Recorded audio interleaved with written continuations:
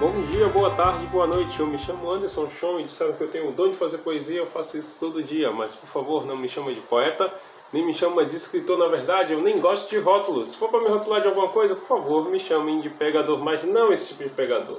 Eu sou o cara que pega a dor, transforma em versos, transforma em poesia e transforma em amor, porque é isso que eu sei fazer, já que eu sou Anderson Chon, o outro poeta crônico. Muito prazer. Tudo bem com vocês? Nós começaremos hoje uma oficina de escrita criativa, uma oficina chamada Criando Asas. Por quê? Porque nós vamos voar. Poderia ter dado um nome melhor, mas vocês estão esperando o quê do cara que tem um livro chamado Um Poeta Crônico e outro livro chamado Outro Poeta Crônico? Não é a melhor pessoa com títulos no mundo. Então, esse que vos fala é Anderson Chon, poeta, escritor. Sou colunista do site Jovem Nerd, coloco alguns contos e crônicas no meu próprio site, o andersonchon.com, e publiquei lá no final de 2013 um livro chamado Um Poeta Crônico e o Outro Poeta Crônico no final de 2019. Além disso, eu tenho um e-book chamado A Despedida do Superfuturo e dois contos, que hoje em dia eles fazem parte de um conto só, de um compilado, chamado O Dia do Yuri e O Dia do Yuri 2. Um saiu em 2015, já foi adaptado pelo audiovisual pela Cloud Filmes em 2019, e O Dia do Yuri 2 saiu em 2020. Os dois falam sobre doenças psicossomáticas no âmbito escolar. Mas esse sou eu, sim. Vai que vocês chegaram aqui de sopetão e ficam imaginando, por que eu aprenderia sobre escrita criativa com esse rapaz? Porque eu amo escrever. Escrever está no meu âmago, ela é a minha grande companhia, minha grande parceira. Eu sou professor de redação também, sou professor de redação baiano com o maior número de alunos premiados num concurso chamado Escritores Escolares. Por quê? Porque eu ensino a eles como se fossem oficinas criativas. Então a gente produz bastante, a gente se diverte bastante, e é isso que eu quero fazer com você que está aí assistindo esse vídeo. Eu quero que no final desse vídeo você se pergunte: eu me senti motivado? Eu me senti desafiado? Eu me diverti enquanto eu escrevia? Se essas respostas forem positivas, significa que dentro de você mora um escritor, mora uma escritora que só está esperando criar asas para poder voar. Então vamos lá? Vamos com essa primeira parte dessa oficina de escrita criativa? Siga meus bônus!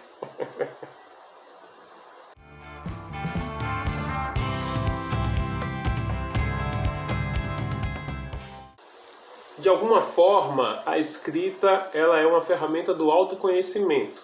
Então a gente escreve sobre o que a gente tem dentro. Ah, mas eu vi na rua, aconteceu alguma coisa e eu coloquei no papel. Massa! Mas você processa todas essas informações dentro de você para depois você colocar no papel. Então ela é uma ferramenta que faz com que você se conheça também. Eu fiz um curso com a Ana Maria Gonçalves e ela falou que todo escritor escreve sempre sobre a mesma coisa, só que com ópticas diferentes. E eu concordo. Quando eu fui analisar os meus escritos, eu percebi que eu escrevo muito sobre a perda.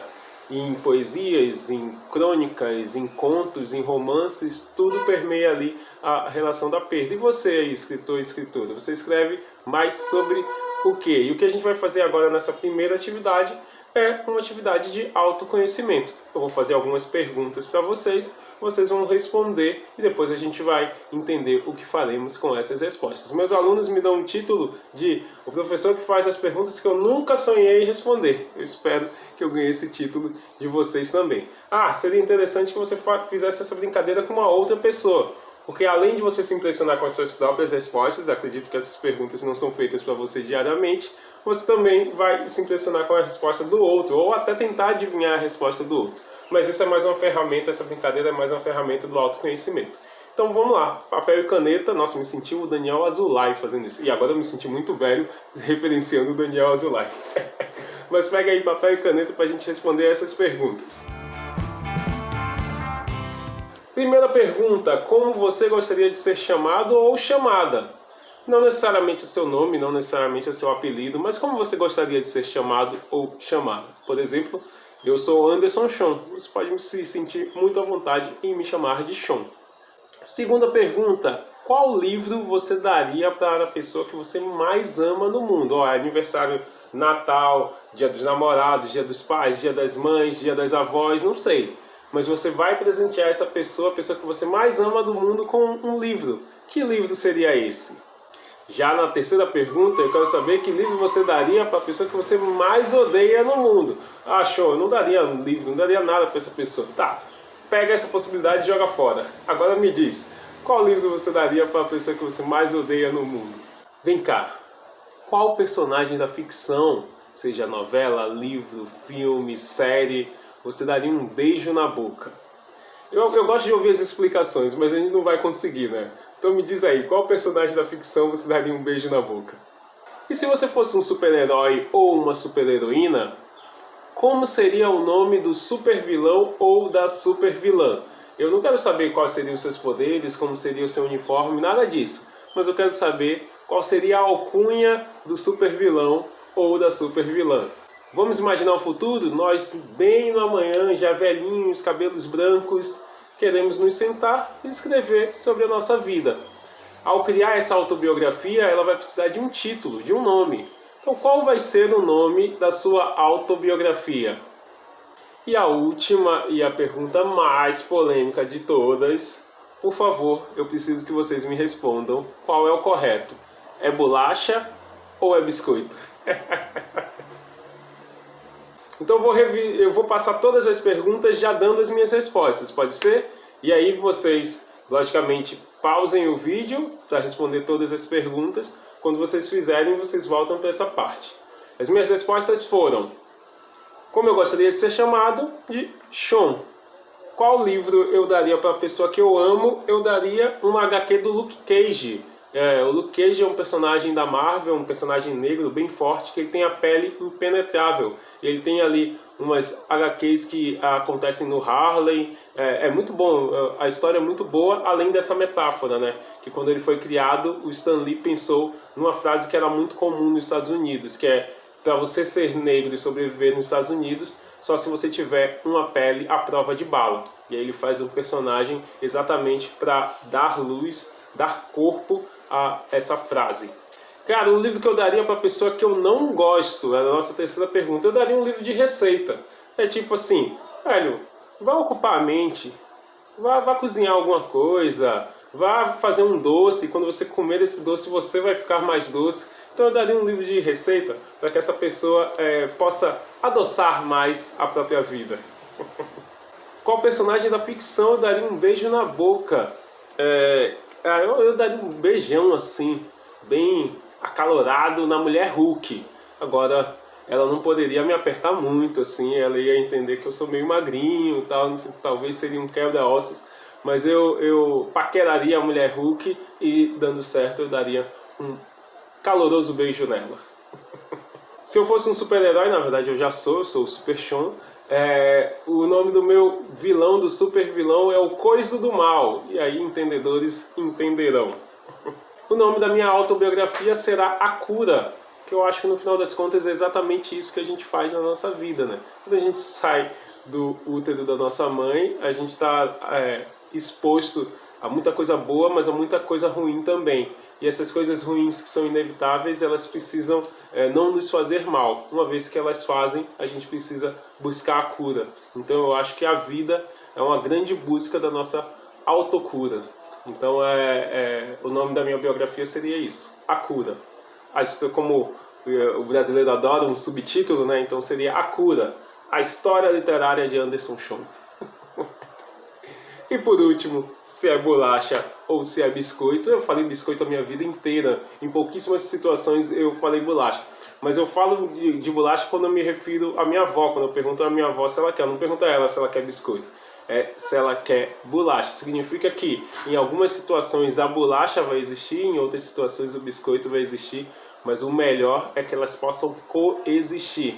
Então a gente tem ensinamentos literários, a forma de escrever, alguns livros, alguns contextos que são importantes se debruçar e alguns são importantes de deixar de lado também. O novo é muito importante, mas ele não precisa atropelar o velho. Eu sou do time biscoito e não tem problema nenhum que você seja do time bolacha. Agora que vocês já responderam tudo isso e já viram as minhas respostas também, a gente tem um desafio, porque eu adoro escrever através de desafios. Qual é ele? Você vai juntar todas as suas respostas e vai fazer uma cena. As cenas não existem só no audiovisual, na literatura também. Quando você lê aquela parte do livro, que ele tem começo, meio e fim por si só, aquilo é uma cena. Então eu quero que você escreva uma cena, mas você vai ter que utilizar todas as suas respostas, né, as palavras que vocês usam nas suas respostas, ou derivar elas. O derivado ali também vale. Olha como ficou a minha. Biscoito, respondeu Sean para o dono da venda. Estava comprando algo para curar a fome e o arrependimento. Havia brigado com a sua mulher, ele esqueceu de fazer o almoço e a viu ficar verde de raiva que nem o Hulk. Foi até a lanchonete para comprar algo para ela, mas sua consciência maluca o fez parar na banca de revista e comprar um livro de receita. Ela vai adorar que cozinhemos juntos. Assim pensou e com o troco ainda pegou um HQ do Luke Cage para sua coleção. Chegou em casa com a novidade e a viu se transformar no coiso do mal. Resultado: almoço pelo iFood e uma semana lavando todas as louças. Sean nunca mais esqueceu de fazer o almoço. Tchauzinho, até a próxima lição. A gente se vê por aí. Beijos e abraços crônicos.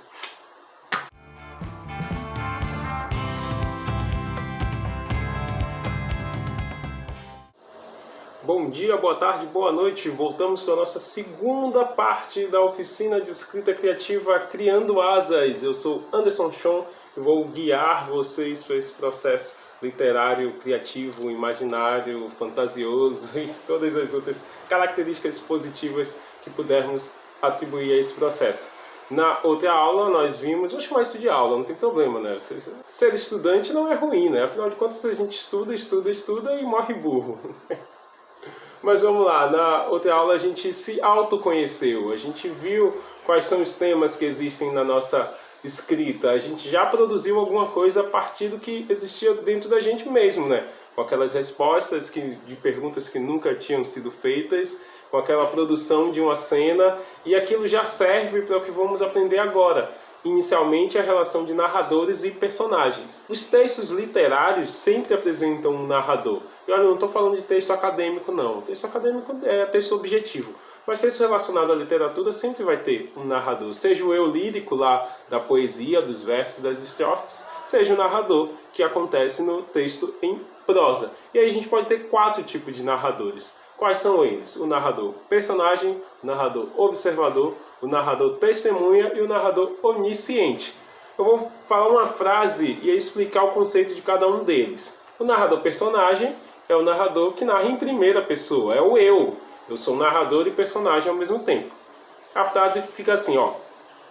Eu entrei em casa e vi uma surpresa. Então, fui eu que entrei e fui eu que vi, basicamente. Se eu sou observador, significa que eu estou ali de cima, vendo a história acontecendo e narrando ela. E aí fica assim, ele entrou em casa e viu uma surpresa. Então a gente já consegue perceber aí facilmente a diferença do narrador-personagem para o narrador-observador. O narrador onisciente, o que é onisciente? Deus, né? Deus é onisciente de qualquer Deus. É onisciente, onipotente e onipresente. Onipresente, ele está em todos os lugares.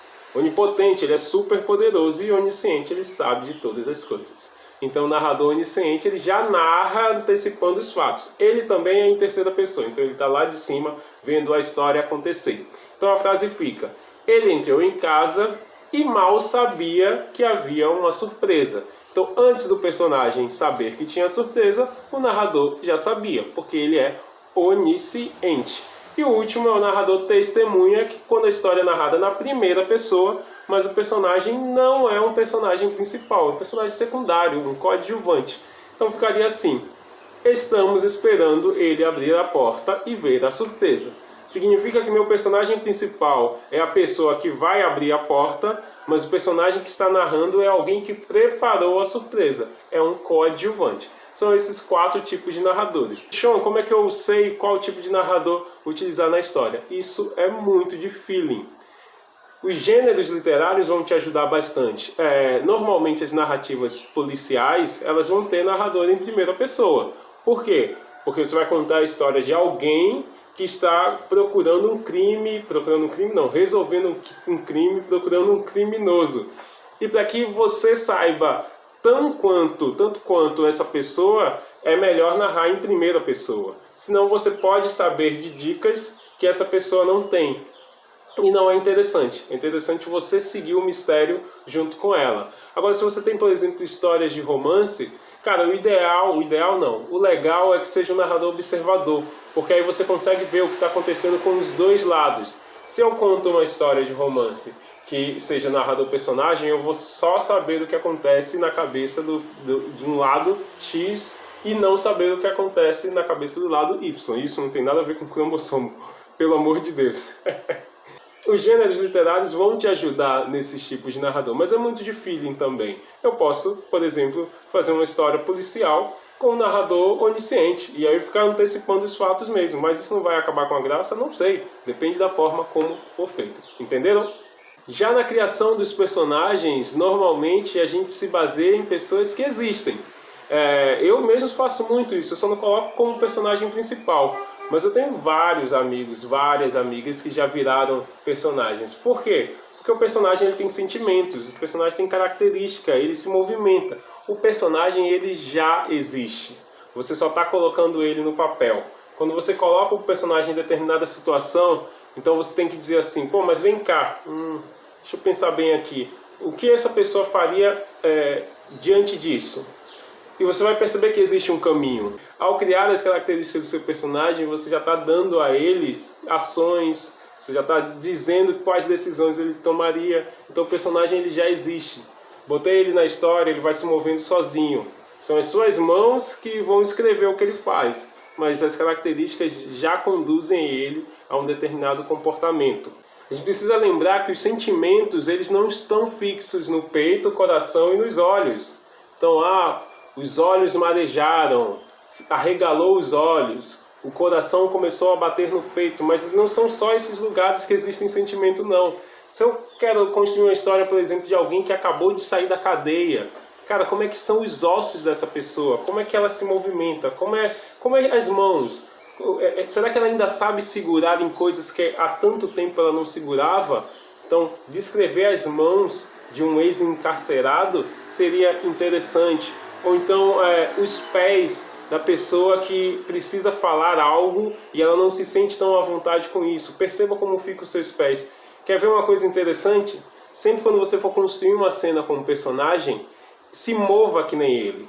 Eu vou dar um exemplo. Uma vez eu precisei construir uma cena de um personagem que chegava no mictório. E eu não lembrava exatamente o que se fazia, qual era o passo que você dava até entrar no banheiro, chegar no mictório. E o legal de uma história são esses detalhes. Aí eu me levantei e fui, e fiz. Imaginei que o meu banheiro era um banheiro de um shopping, e entrei nele e imaginei que o vaso fosse um mictório. E aí eu lembrei que toda vez que a gente entra no banheiro, a gente olha no espelho, mesmo sabendo que vamos voltar para lavar as mãos e vamos ter o espelho na nossa frente, mas a gente sempre passa, olha no espelho. No caso de mictório, a gente verifica se está limpo, se não está. Então eu poderia dizer assim, o personagem José utilizou o mictório e depois voltou para a mesa para se declarar a sua amada. Se declarar depois de ter urinado é complicado. Mas é muito melhor de dizer, José entrou no banheiro do shopping, olhou no espelho e reparou que seu cabelo estava desarrumado. Deixou para lá, afinal de contas, voltaria para lavar a mão depois de ter urinado e perceberia qual melhor penteado serviria para se declarar a sua amada. Em frente ao mictório, apoiou o cotovelo na parede e pensou ali nas palavras mais bonitas que poderiam dizer para ela. E assim vai. Tipo, foi isso que eu escrevi? Não sei, nem lembro. É um texto chamado Bar 190, eu acho. Mas na minha cabeça me veio de novo a cena de entrar no mictório, olhar no espelho. Então desenvolver essas cenas com os personagens, você fazendo essas ações, vai te ajudar para que sua história ganhe veracidade. E uma coisa importante, se desafie também na hora de escrever personagens. É muito fácil eu querer escrever meu vizinho como uma pessoa que faz fofoca. Porque no imaginário comum os vizinhos sempre fazem fofoca. E se eu quebrar isso? Não, meu vizinho não é o cara que faz fofoca, é o cara que odeia isso. Meu personagem principal é essa pessoa, ou então ninguém é essa pessoa. Ou então meu vizinho é cadeirante. Cara, eu não tenho uma relação com cadeirante, não conheço cadeirantes, então eu vou fazer pesquisa, vou fazer laboratório. Como é o dia a dia dos cadeirantes? É igual ao nosso? Lógico que não. E eu não estou falando isso para fomentar preconceito nenhum. Estou sendo real.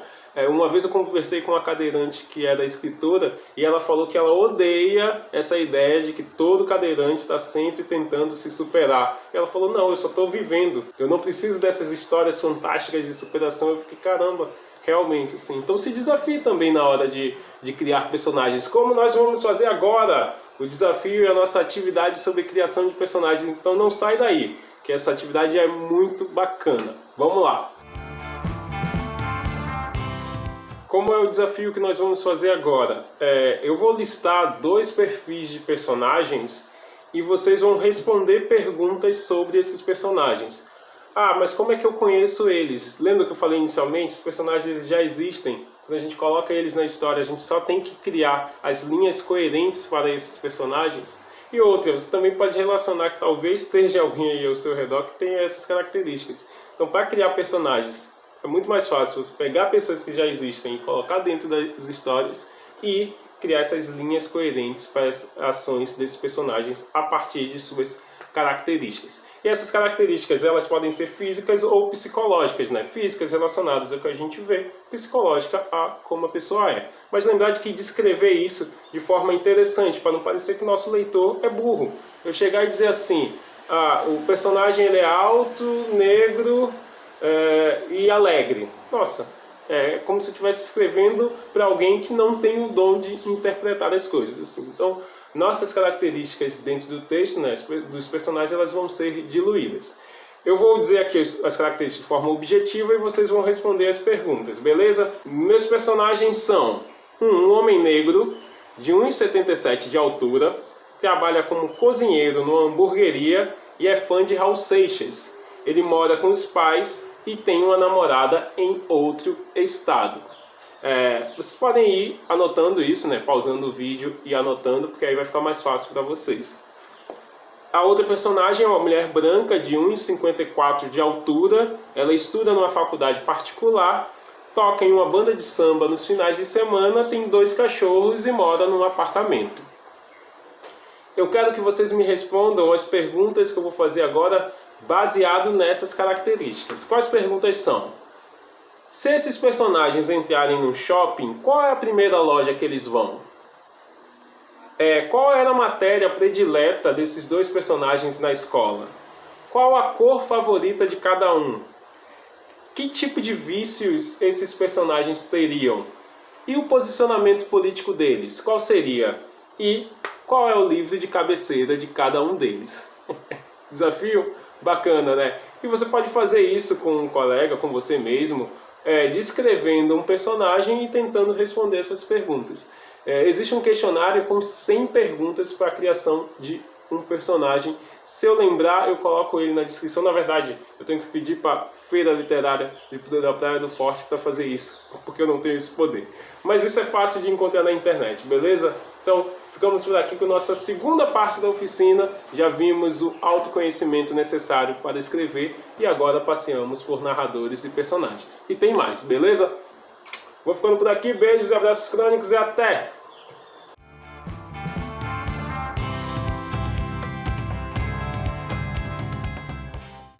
Bom dia, boa tarde, boa noite. Me chamo Anderson Chon. Estamos de volta com a terceira parte da nossa oficina de escrita criativa, Criando Asas. E hoje nós vamos falar sobre a palavra. A palavra, ela é a arma do escritor. A palavra, ela é o combustível da literatura. Então, o que nos faz ter conexão é a palavra. Quando você vai para outros países e você não consegue entender a forma como as pessoas se comunicam, as palavras que estão escritas em letreiros, cartazes, isso faz com que você haja de outra maneira. A sua conexão com as palavras está muito relacionada com o seu agir. E sendo escritor, sendo escritora, a nossa matéria-prima são as palavras. A literatura ela é muito livre, ela é muito solta. Se você perceber, livro e livre, eles são quase a mesma palavra, né? Então significa que eu posso falar, eu posso escrever, eu posso me comunicar da forma que eu melhor entender. Mas como é que a gente consegue esse domínio? Quando a gente lê o que a gente escreve, além de ler diversos outros tipos de literatura, né? Não que eu caia nessa de que quem lê bem escreve bem, até porque quem come bem não necessariamente cozinha bem, mas ler é importante. E já que existem diversas formas de se comunicar, diversas formas de escrever, você tem que encontrar a sua. Seja através da poesia, seja através do verso, da estrofe, da repetição, da forma, da suavidade, da dureza, da subjetividade, da objetividade. Existem diversas formas de se comunicar. Aí eu vou utilizar uma frase para a gente entender sobre o que eu estou falando. É essa frase aqui. A chuva caía lá fora. Vamos lá. Se a chuva cai, certo? Até porque eu, pelo menos, ainda não vi chover de baixo para cima. Para quem é nerd, sabe que o Cavaleiro de Dragão dos Cavaleiros do Zodíaco tinha que dar lá o seu golpe na cachoeira para fazer com que a cachoeira subisse, e era assim que eles falavam, de baixo para cima, como se não fosse uma redundância suficiente. Então a chuva cai. E a chuva cai lá fora, né? Se está chovendo aí dentro, é goteira. Então, e se tem goteira, a menos que você more na casa da Dona Florinda, isso não é normal. Então, a chuva caía lá fora e a expressão chove, eles são exatamente iguais. No entanto, eu posso usar a chuva caía lá fora quando eu achar que é necessário. E eu posso usar chove quando eu achar que é necessário. Exatamente, porque a literatura me deixa livre para me relacionar com as palavras. Se eu achar que a redundância de a chuva cair lá fora é melhor para o tipo de texto que eu estiver escrevendo, eu uso. Porque aqui eu não estou falando sobre o que é certo e sobre o que é errado, e sim sobre o que é adequado. E o que é adequado para você, o que é adequado para o seu estilo de literatura. Por isso que escrever é muito bom, por isso que se relacionar com literatura é muito bom. Porque a gente exerce a nossa liberdade. E a nossa atividade vai te apresentar novos conceitos de palavras, mas são conceitos que já existem dentro de você. Nós vamos fazer o nosso próprio dicionário, um dicionário peculiar. Você vai listar lá todas as letras do alfabeto, A, B, C, D, E, e vai escolher uma palavra que tem uma relação com você para cada uma delas. E depois dar o significado. Mas precisa ser o significado denotativo lá do dicionário? Não. É o significado que você for dar para aquela palavra. É o significado que a palavra tem para você. O que eu quero é a relação de união entre você e a palavra. Por exemplo, na letra A eu botaria Anderson. Estaria assim do lado. Um cara bonito. Na letra B eu botaria bonito do lado. Um cara Anderson. Na letra C, eu colocaria Clube de Regatas Vasco da Gama. O clube com maior vitórias, glórias, vitorioso. Porque são palavras que se relacionam comigo. E aí eu quero que vocês façam de A a Z e que vocês me mostrem depois, beleza? Sempre no começo dos episódios, vocês estão vendo que tem aqui embaixo, em algum lugar por aqui, o meu Instagram. Vocês podem me seguir lá e me dizer o resultado dessas atividades. Então, para que nós nos relacionemos melhor com as palavras, nós vamos escolher uma para cada letra do alfabeto e dar um significado, dar um conceito novo para elas, um conceito próprio para elas, beleza? E nós vamos ficando por aqui e nos vemos no último episódio, na última parte dessa oficina de escrita criativa Criando Asas. Valeu, beijos!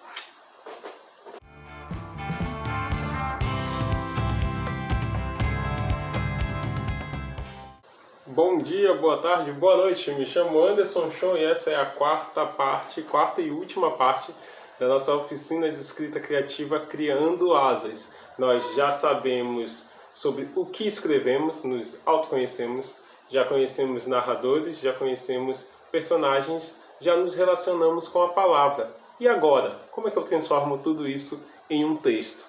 Eu vou utilizar um conceito da culinária chamado mise en place.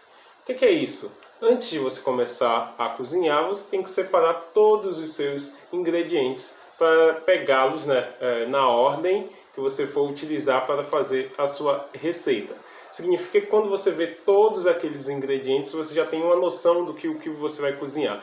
Mas ali ainda não é o prato, não é a receita, são os ingredientes. Então, nosso primeiro passo dentro da construção de um conto, de um romance, é isso. Você vai dispor todos os seus ingredientes. Então, quais são os personagens, quais são os objetivos dos personagens, quais são os cenários, como esses personagens vão se relacionar, o que eles vão fazer. Tudo isso você vai poder dispor ou não. Lembra que eu falei sobre a liberdade? Vai ter gente que escreve muito melhor partindo de um gancho e escrevendo mesmo, a história aparecendo enquanto ela escreve.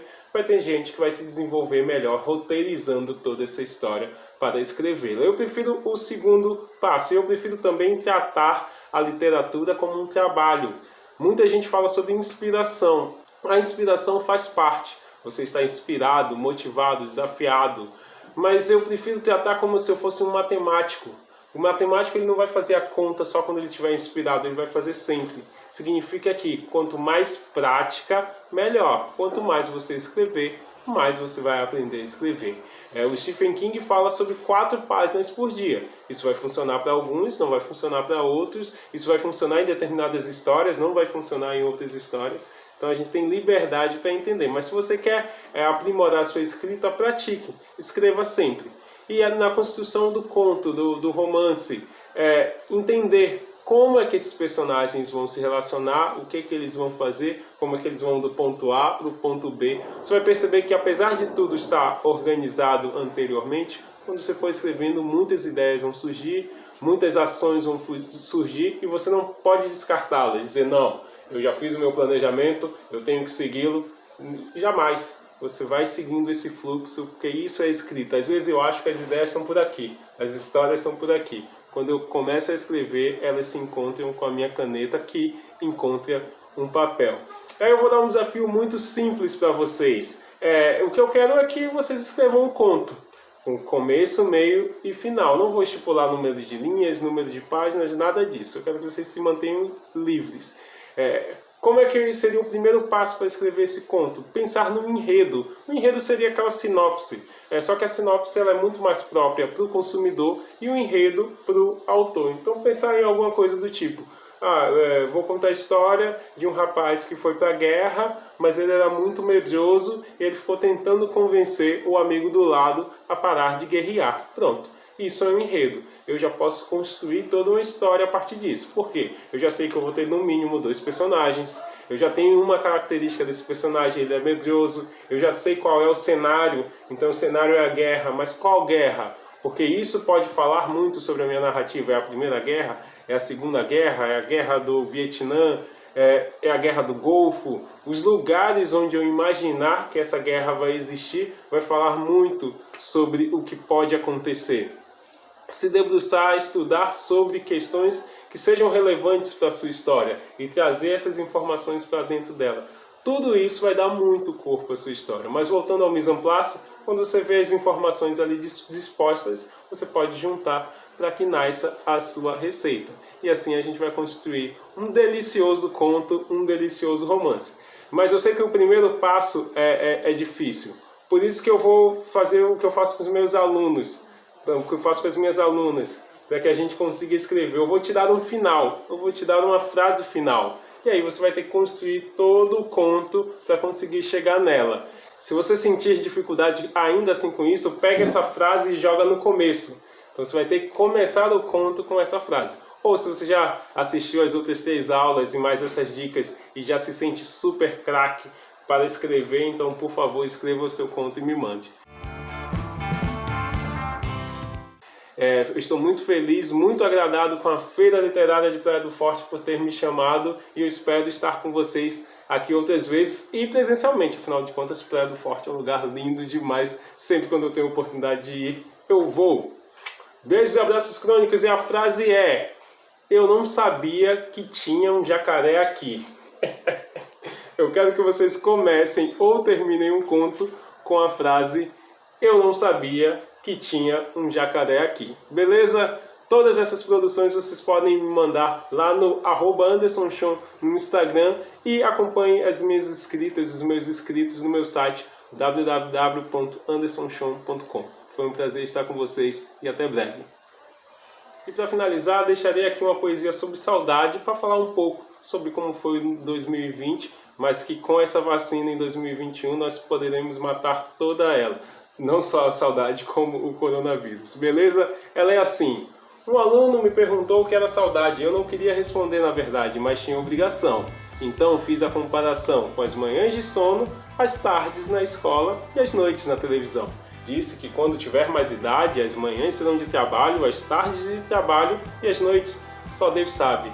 E assim, criança, quando chegar nessa fase, saberá com sinceridade o real significado da palavra saudade.